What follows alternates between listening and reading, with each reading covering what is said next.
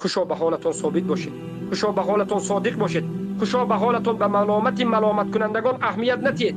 این دین به شما بر این صادقین، به شما بر این مردها، به شما بر این کسانی که غیر از رضایت الله دیگر کسی نیست، همین چنین به مردهای صادقین که فقط عهدشون به الله است و از ملامت کننده پروا ندارن دین ثابت میشه. همه رفتن خودت هستی، طالب علم تنها هستی، ثابت باش، صادق باش، حق به تو ظاهر میشه.